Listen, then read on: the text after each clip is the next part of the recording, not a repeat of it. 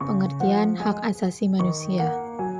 Pengertian hak asasi manusia atau HAM adalah hak yang melekat pada diri manusia yang bersifat kodratif dan fundamental sebagai suatu anugerah Allah yang harus dihormati, dijaga, dan dilindungi oleh setiap individu, masyarakat, atau negara.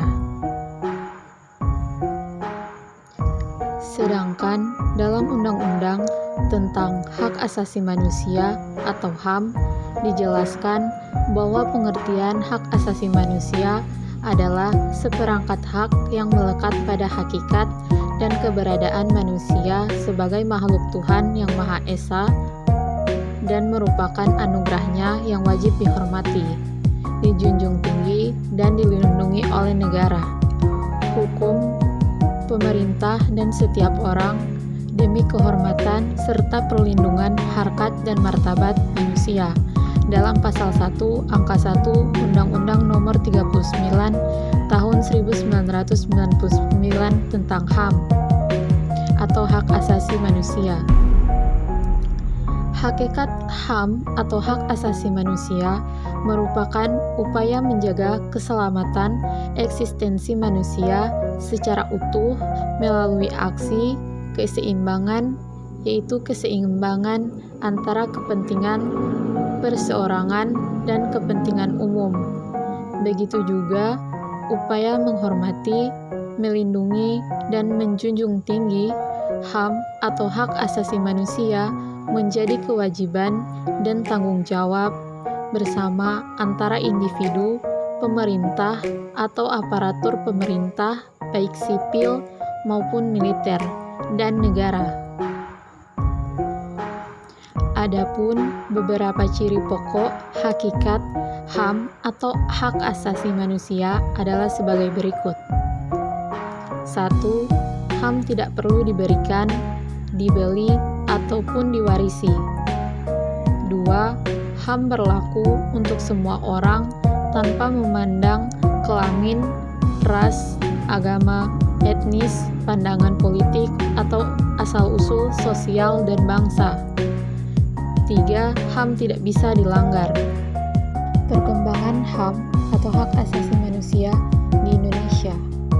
Pemahaman HAM di Indonesia sebagai tatanan nilai, norma, konsep yang di masyarakat dan acuan bertindak pada dasarnya telah berlangsung cukup lama. Adapun perkembangan pemikiran HAM atau hak asasi manusia diantaranya adalah 1. Periode sebelum kemerdekaan tahun 1908 sampai 1945. Dalam konteks pemikiran hak asasi manusia atau HAM, para pemimpin Budi Utomo telah memperhatikan adanya kesadaran berserikat dan mengeluarkan pendapat melalui petisi-petisi yang ditinjaukan kepada pemerintah kolonial maupun dalam tulisan yang dimuat surat kabar di Oroe Desa. Bentuk pemikiran HAM atau hak asasi manusia Budi Utomo dalam bidang hak kebebasan berserikat dan mengeluarkan pendapat.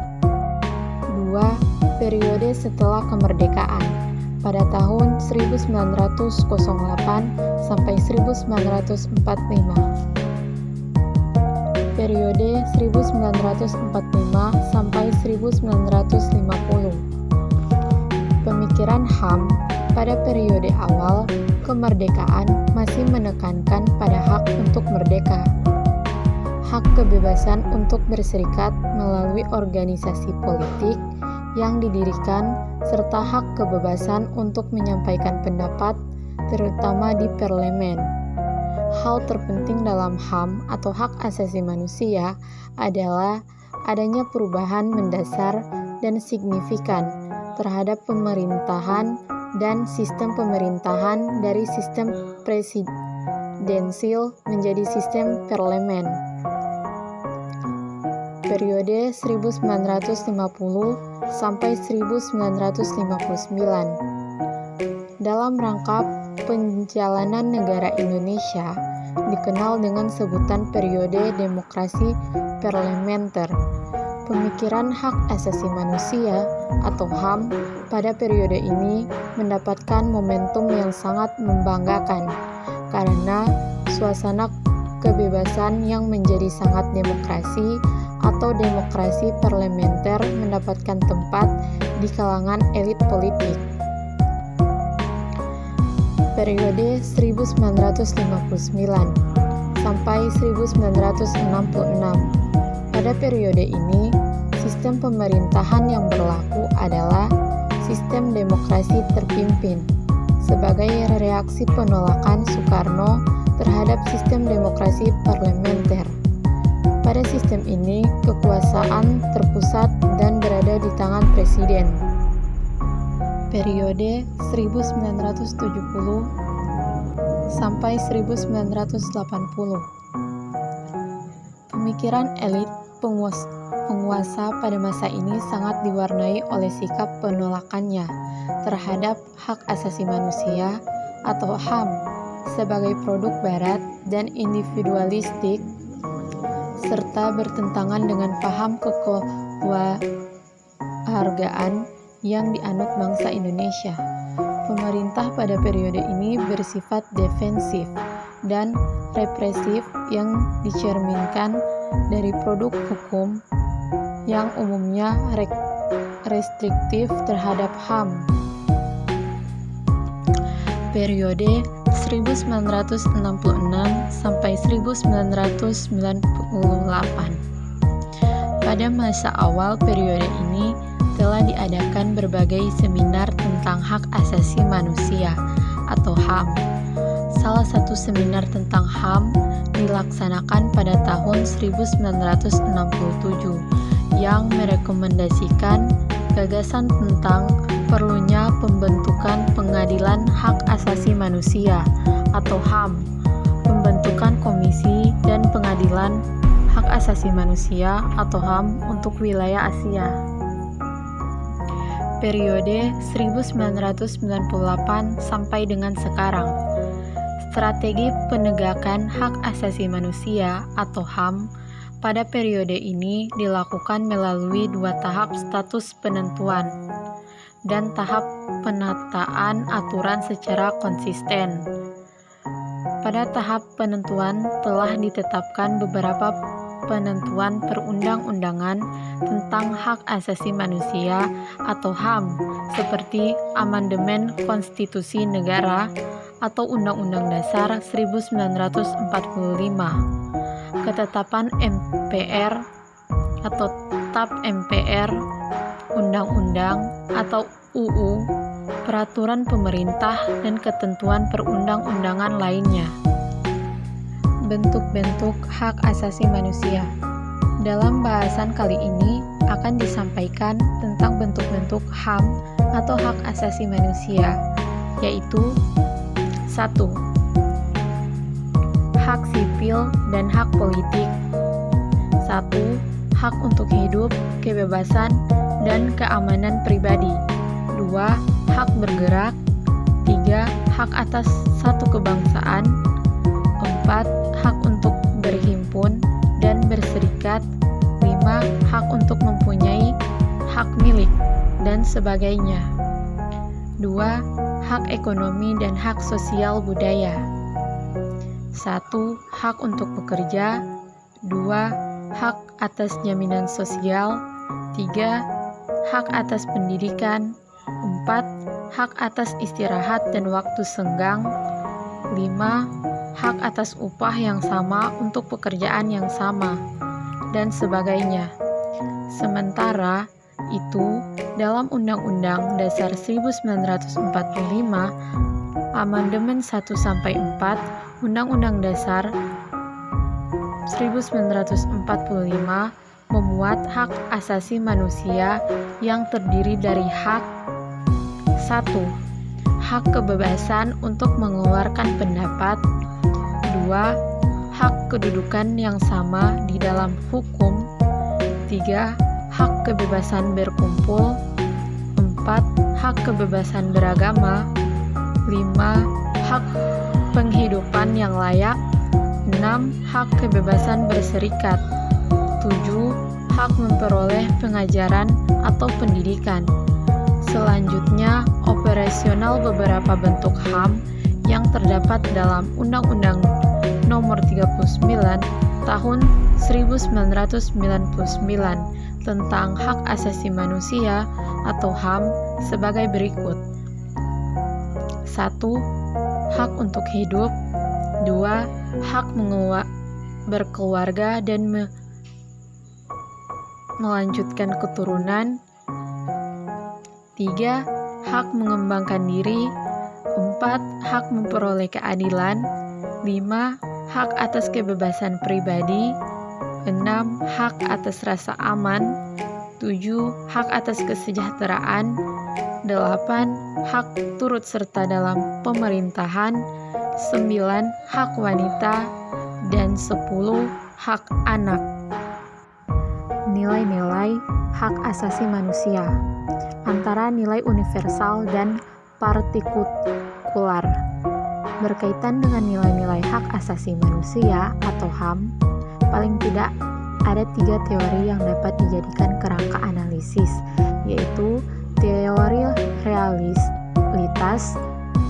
Teori ini mendasari pandangannya pada asumsi adanya sifat manusia yang menekan dan egoisme dalam dunia seperti bertindak anarkis.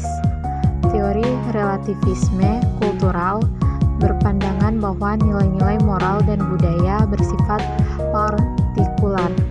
Teori radikal universalisme berpandangan bahwa semua nilai termasuk nilai-nilai hak asasi manusia adalah bersifat universal dan tidak bisa dimodifikasi untuk menyesuaikan adanya perbedaan budaya dan sejarah suatu negara. Pelanggaran dan pengadilan HAM. Pelanggaran hak asasi manusia adalah setiap perbuatan seseorang atau kelompok orang termasuk aparat negara, baik disengaja ataupun tidak disengaja, atau kelalaian yang secara hukum mengurangi, menghalangi, membatasi, dan atau mencabut hak asasi manusia seseorang atau kelompok orang yang dijamin undang-undang ini dan tidak didapatkan atau dikhawatirkan tidak akan memperoleh penyelesaian hukum yang adil dan benar berdasarkan mekanisme hukum yang berlaku, yaitu Undang-Undang Nomor 26/2000 tentang Pengadilan Hak Asasi Manusia atau HAM. Pelanggaran terhadap hak asasi manusia dapat dilakukan baik oleh aparatur negara, non-state actors, garing Undang-Undang Nomor 26/2000 tentang Pengadilan HAM.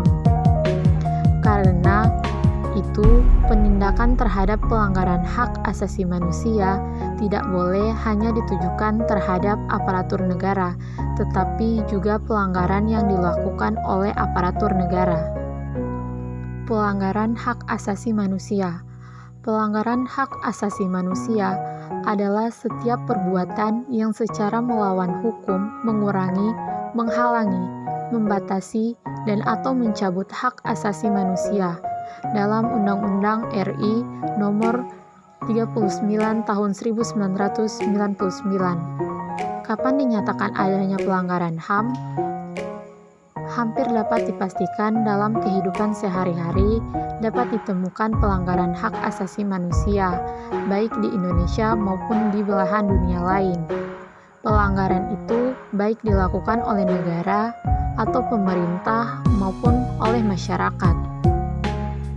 Richard Falk adalah salah seorang pemerhati HAM, pengembangan suatu standar guna mengukur derajat keseriusan pelanggaran hak-hak asasi manusia. Hasilnya adalah disusunnya kategori-kategori pelanggaran hak-hak asasi manusia yang dianggap kejam, yaitu A. Pembunuhan besar-besaran, B. Rasialisme resmi, C. Terorisme resmi berskala besar, D. Pemerintahan totaliter, E. penolakan secara sadar untuk memenuhi kebutuhan-kebutuhan dasar manusia. F. Perusahaan kualitas lingkungan. G. Kejahatan-kejahatan perang. Pengadilan HAM. Pengadilan Hak Asasi Manusia atau HAM merupakan pengadilan khusus yang berada di lingkungan peradilan umum dan berkedudukan di daerah kabupaten atau kota.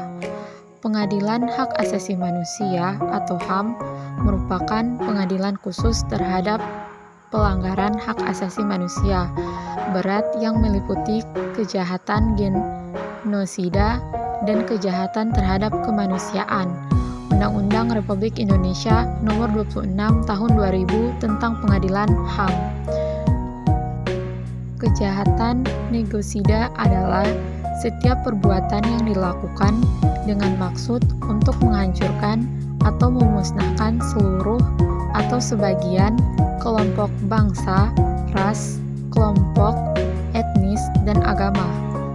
Cara yang dilakukan dalam kejahatan genosida, misalnya pembunuhan, tindakan yang mengakibatkan penderitaan fisik atau mental, menciptakan kondisi yang berakibat kemusnahan fisik, memaksa tindakan yang bertujuan mencegah kelahiran,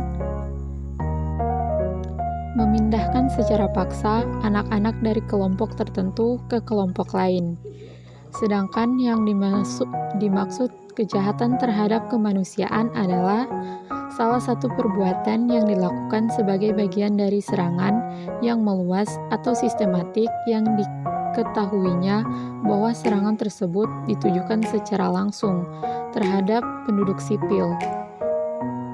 Kejahatan terhadap kemanusiaan misalnya 1.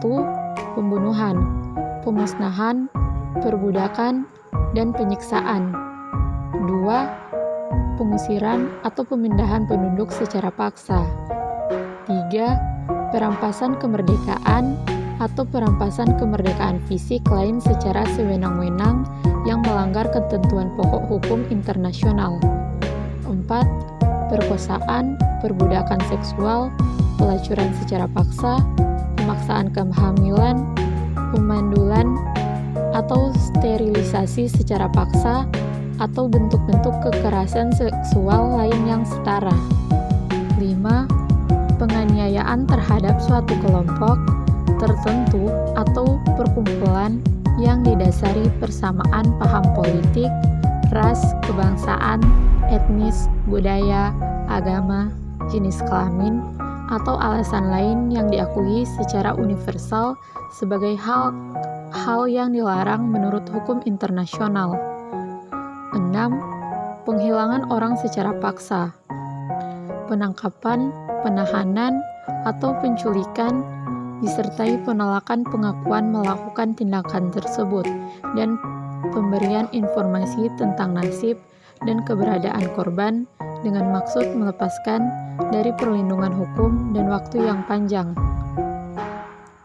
7. Kejahatan apartheid, penindasan dan dominasi oleh suatu kelompok ras atau kelompok lain dan dilakukan dengan maksud untuk mempertahan peraturan pemerintah yang sedang berkuasa atau rezim. Pengadilan HAM atau Hak Asasi Manusia bertugas dan berwenang memeriksa dan memutus perkara pelanggaran hak asasi manusia yang berat. Pengadilan HAM juga berwenang memeriksa dan memutus perkara pelanggaran HAM yang berat yang dilakukan di luar batas teritorial wilayah negara Republik Indonesia oleh warga negara Indonesia atau WNI. Di samping itu, juga dikenal pengadilan HAM ad hoc yang diberi kewenangan untuk mengadili pelanggaran HAM berat yang terjadi sebelum diundangnya Undang-Undang Republik Indonesia Nomor 26 Tahun 2000 tentang Pengadilan HAM. Oleh karena itu, pelanggaran HAM berat tidak mengenal kadaluarsa. Dengan kata lain, adanya pengadilan HAM ad hoc merupakan pemberlakuan asas retroaktif atau berlaku surut terhadap pelanggaran HAM berat.